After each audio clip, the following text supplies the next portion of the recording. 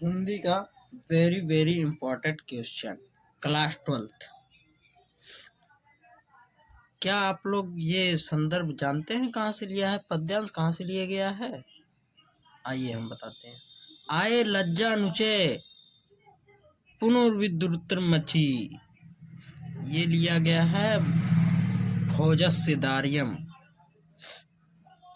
अरे खीले ले लो ऐसा ऊंचे स्वर में, रास्ते में बेचने वाले की आवाज सुनकर उस तीन मुख वाली मेरी पत्नी ने बच्चों के कानों को यत्न पूर्वक बंद कर दिया और मुझे उपायहीन पर जो आंसुओं से भरी दृष्टि डाली वह मेरे हृदय में बाण के समान चुभी है, जिसे आप ही निकालने में असमर्थ हैं।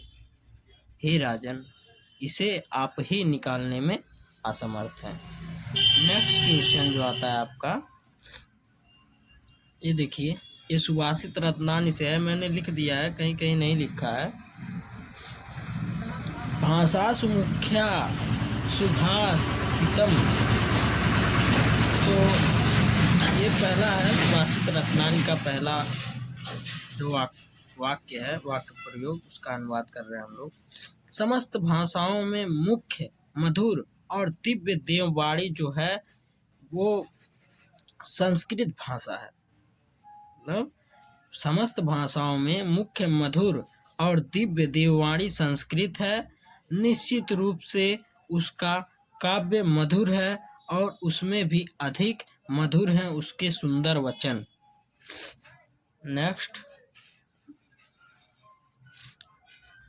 न चौरहार्यम न च भारकारी, ये भी सुभाषित रत्नानी से ही है। ऐसा विद्या धन न चोर द्वारा चुराया जा सकता है, न राजा द्वारा छीना जा सकता है या लिया जा सकता है, न भाई बांट सकता है और न ही यह भारकारी है, न यह अपने ऊपर भार है। जितना विद्या आप दान करेंगे उतना ही विद्या दान करने से बढ़ती है। नेक्स्ट, विद्या विवादाय च रक्षणाय, ये कहाँ से लिया गया है? तो ये लिया गया है सुभाषित रत्नानी से। आइए इसका अनुवाद जानते हैं।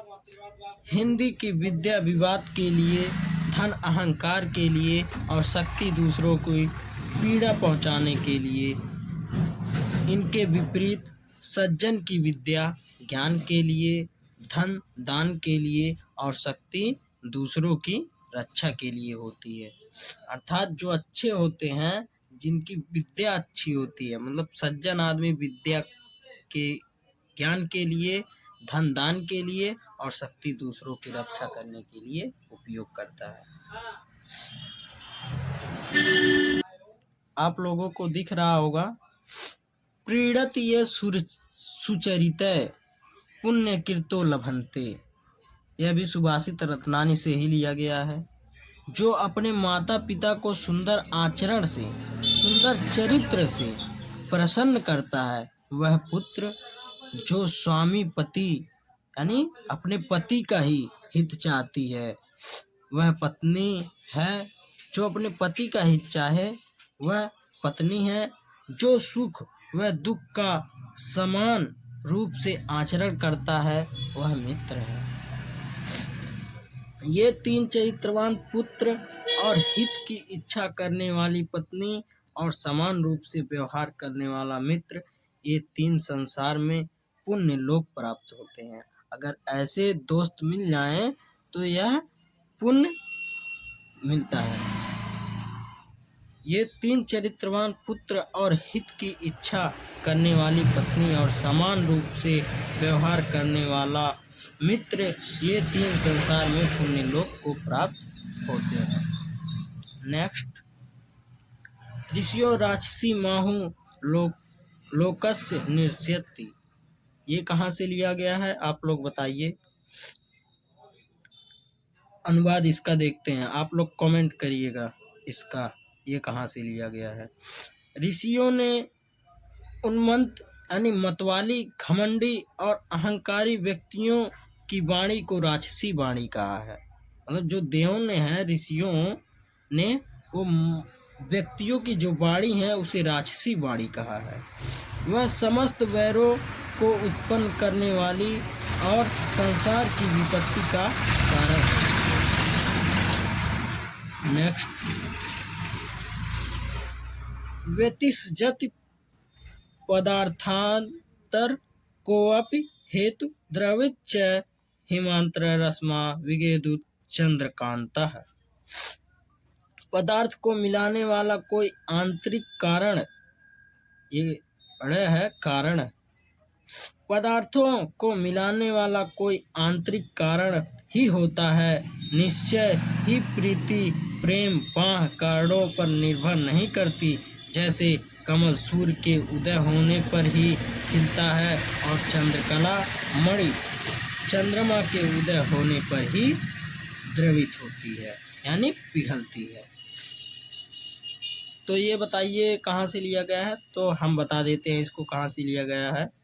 ये लिया गया है सुभाषित रत्नानी से ही लिया गया है। कामान दुग्धे विक्ष्प्रलक्ष्मी धेनु धीरा सिंपति वाच माहु। आइए इसका हिंदी जानते हैं अनुवाद। जो समस्त इच्छाओं को पूर्ण करती है, जो कामान दुग्धे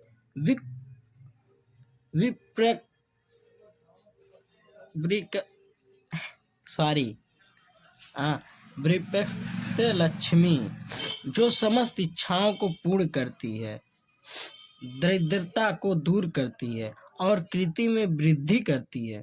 कृति मतलब कृति को वृद्धि करती है, मतलब आप कोई काम कर रहे हैं उसमें वृद्धि होना, उसी को कृति कहते हैं। कृति में वृद्धि करती है और पापों को नष्ट करती है। शुद्ध शांत और संपूर्ण कल्याणों की जननी है। धैर्यवानों ज्ञानियों ने सत्य एवं प्रिय वाणी को ऐसी गाय कहा है। वाचमाव माने गाय होता है। ये कहाँ से लिया गया है आप लोग बताएंगे कमेंट में, अगर आपकी तैयारी अच्छी चल रही हो तो। नेक्स्ट, प्राच्य कार्यहांतरम विषकुंभ पयोमुखम। इसका अनुवाद, पीठ पीछे कार्य को नष्ट करने वाले और सामने प्रिय बोलने वाले मित्र को वैसे ही त्याग देना चाहिए जैसे मुंह में दूध भरे विष के घड़े के समान होते हैं। ऐसे मित्र को त्याग देना चाहिए जो सामने तो कुछ और कहे लेकिन बगल में छुरा मारे। ऐसे दोस्त से एकदम दूर रहना चाहिए। वही कहा है लेखक ने। प्रिय बोलने वाला मित्र को ऐसे ही त्याग देना चाहिए, ऐसे मुंह में दूध भरे विष के घड़े के समान होते हैं। ऐसे मित्र को त्याग देना चाहिए। जिस प्रकार मुख में या ऊपरी हिस्से में दूध वाले किंतु अंदर विष के घड़े के समान होते हैं, ये गलत है। आप लोग विष के घड़े के समान होते हैं, ऐसे मित्र को त्याग देना चाहिए। नेक्स्ट,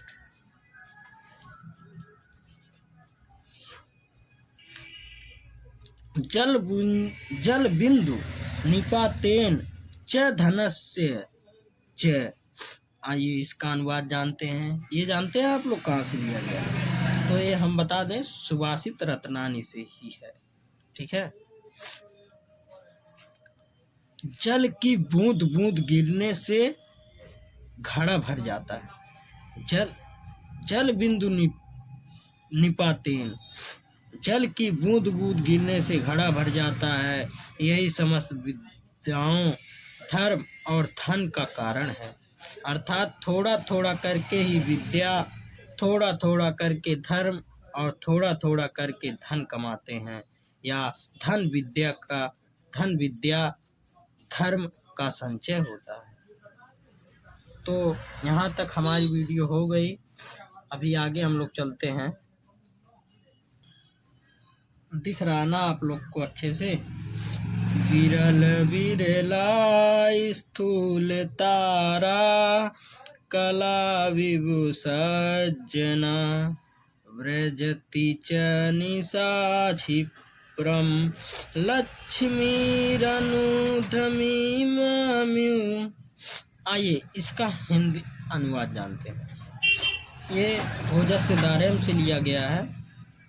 अगर आप लोग की अच्छी तैयारी चल रही होगी तो आप लोग पहचान कर ही बता देंगे। आकाश में कुछ बड़े बड़े तारे ही नजर आ रहे हैं। विरल बिरला स्थूल तारा, विरल बिरला मतलब बड़े आकाश जो है वो स्थूल तारा मतलब बड़े बड़े तारे ही नजर आ रहे हैं। कलयुग में सज्जनों की भांति तारे दूर दूर नजर आ रहे हैं। मुनियों की मन की तरह यहाँ है सर्वत्र। आप लोग ध्यान देंगे यहाँ पे सर्वत्र। आकाश स्वच्छ हो गया है और सज्जनों के हृदय में दुर्जनों की भांति अंधकार दूर हो रहा है। दूर हो यहाँ पे रहा है, आप लोग देख लीजिएगा, ठीक है। दूर हो रहा है और रात्रि उसी प्रकार तीव्र गति से जा रही है जैसे उद्यमहीन मनुष्यों के जीवन से लक्ष्मी तीव्र गति से जा रही है। अर्थात पैसा चला जाता है या पैसा चला जा रहा है, खत्म हो जा रहा है। आइए इसका देखिए संदर्भ हमको ऊपर लिखना चाहिए, सॉरी इसके लिए, लेकिन आप लोग इसको ऊपर ही लिखिएगा। संदर्भ पहले संदर्भ का 2 अंक मिलता है और बाकी इसका मिलता है 5 नंबर, 7 नंबर टोटल मिलेंगे। प्रस्तुत पद्यांश हमारी पाठ पुस्तक के संस्कृत भाग के भोजस्य दार्यम नामक पाठ से उद्धृत है, अवतरित है। आइए आगे चलते हैं। न मे रोचते भद्रम कथम कुद्रो भविष्यति।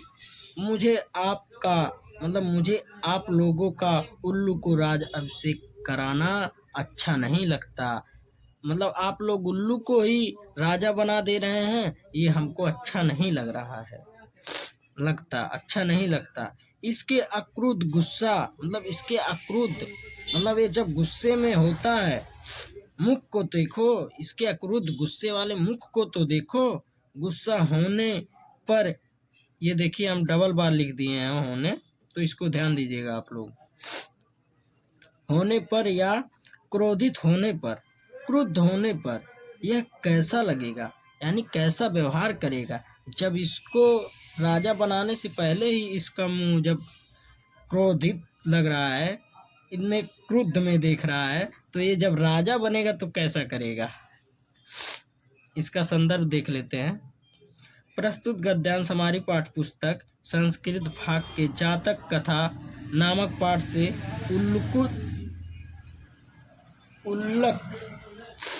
उल्लुक जातकम नामक शीर्षक से अवतरित है। ठीक है, आप लोग को यहाँ तक समझ में आ गया। चलिए आगे चलते हैं। ये भी सुभाषित रत्नानी से ही है, तो आप लोग ध्यान देंगे।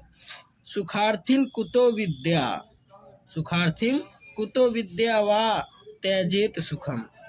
कि सुख चाहने वाले को विद्या कहाँ और विद्यार्थी को सुख कहाँ। मतलब सुख चाहने वाले को विद्या त्याग देनी चाहिए और विद्यार्थी को सुख त्याग देनी चाहिए। सुखार्थिम कुतो विद्या मतलब सुख चाहने वाले को विद्या त्याग देना चाहिए और विद्यार्थी को सुख त्याग देना चाहिए। तो ये आपको समझ में आया। सुभाषित रत्नानी से है, इसका संदर्भ कर लीजिएगा आप लोग। नेक्स्ट आते हैं, ये महामना मालवी से है, मैंने लिख दिया है लेकिन आप लोग पहचानिएगा इसको। जयंती ते महाभागा कीर्तिनो क्वचित। आइए इसका अर्थ देखते हैं, अनुवाद। जन सेवा में तत्पर रहने वाले उस महापुरुषों की जय हो जिनके यश रूपी शरीर को वहीं भी वृद्धावस्था और मृत्यु का भय नहीं है। मतलब जिनके यश रूपी शरीर को भी वृद्धावस्था और मृत्यु का कोई भय नहीं है, उस महापुरुष की जय हो। तो इसका संदर्भ आप लोग लिखेंगे या हम बताएं? चलिए हम बता देते हैं। प्रस्तुत पद्यांश हमारी पाठ्यपुस्तक हिंदी के संस्कृत दिग्दर्शिका से महामना मालवीय नामक पाठ से उद्धृत है। चलिए यहाँ तक कंप्लीट हो गया है, आगे चलते हैं।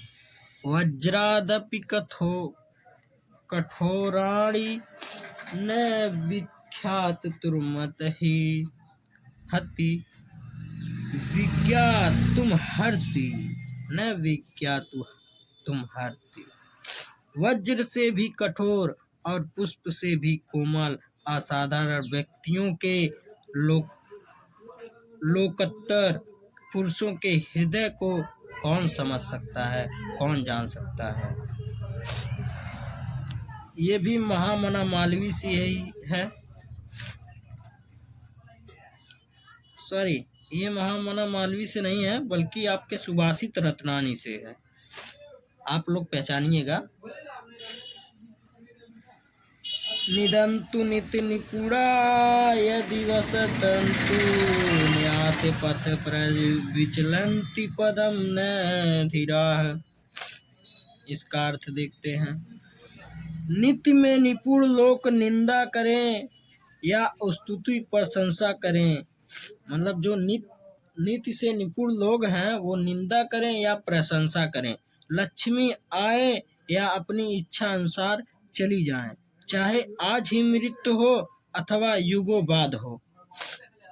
धैर्यशाली पुरुष न्याय पुरुष मार्ग से पग भर नहीं डोलते, मतलब जो न्याय पुरुष होते हैं वो अपने मार्ग से कभी विचलित नहीं होते हैं। इसका मतलब यही है। यहाँ तक हो गया है, हम लोग नेक्स्ट चलते हैं आगे। यहाँ से ये भी सुभाषित रत्नाय से ही लिया गया है। उद्देति सविता न महतो में करुता। आइए इसका अनुवाद जानते हैं।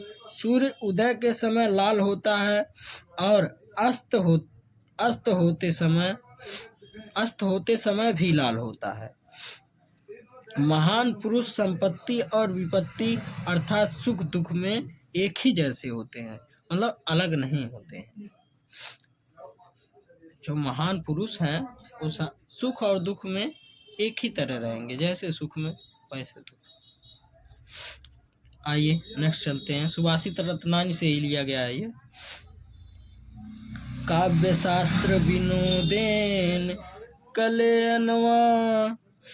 ये बताइएगा आप लोग कमेंट में कहाँ से लिया गया है। बुद्धिमान व्यक्तियों का समय काव्य और शास्त्र की चर्चा रूपी मनोरंजन में व्यतीत होता है और मूर्ख व्यक्तियों का समय बुरी आदत और सोने और लड़ाई झगड़े में उनकी बुराई करने में ही व्यतीत हो जाती है। अच्छे और बुरे ऐसे ही होते हैं। जो बुद्धिमान होते हैं वो अपना कहीं और दिमाग लगाते हैं, और जो जिनकी बुद्धि खराब है, मूर्ख होते हैं, वो केवल बुरी आदतें, सोना, दारू पीना, लड़ाई झगड़ा यही सब करते हैं। ये देखिए हमने लिख दिया, भोजस्य दार्यम से लिया गया है।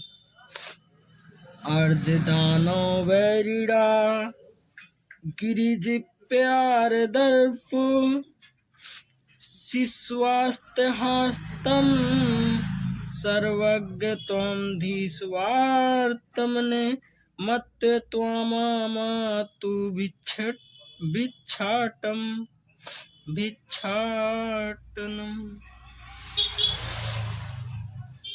ये दूसरा श्लोक है जो उसमें वहां से है। शिव जी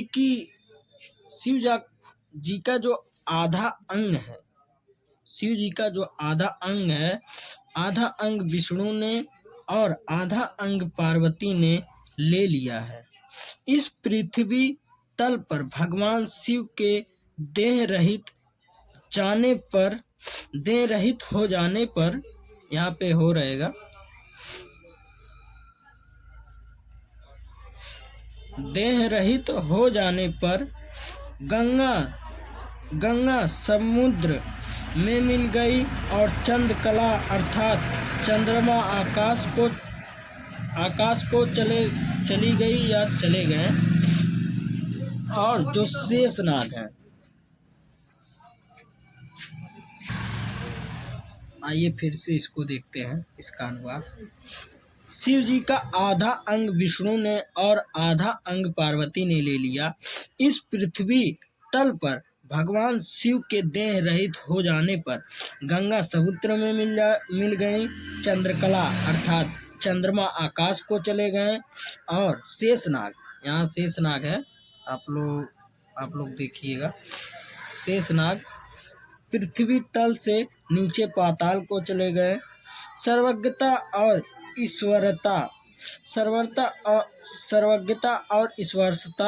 ईश्वरता आपको प्राप्त हुई और भिक्षाटाम यानी भीख मांगना मुझ में आ गया।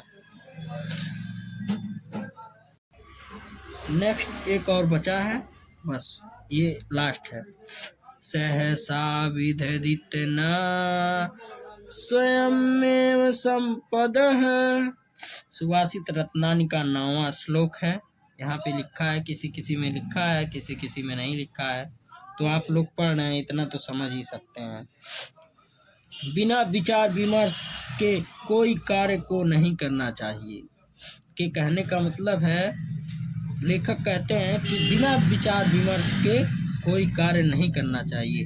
अज्ञान परम आपत्तियों का स्थान है। सोच विचार कर कार्य करने वाले व्यक्ति के गुणों की लोभी संपत्तियां यानी लक्ष्मी स्वयं ही वर्ण करती हैं या कर लेती हैं। तो ठीक है, थैंक यू। जो कुछ भी गलती हुई हो उसको आप लोग हेल्प करिए। बाकी समझ में आया तो लाइक कमेंट एंड सब्सक्राइब कर दीजिएगा चैनल। आप लोग कम से कम 10,000 लाइक कर दीजिएगा, इतना आप लोग से उम्मीद करेंगे हम। ठीक है, मिलते हैं नेक्स्ट वीडियो में। Bye bye, thank you for watching my video.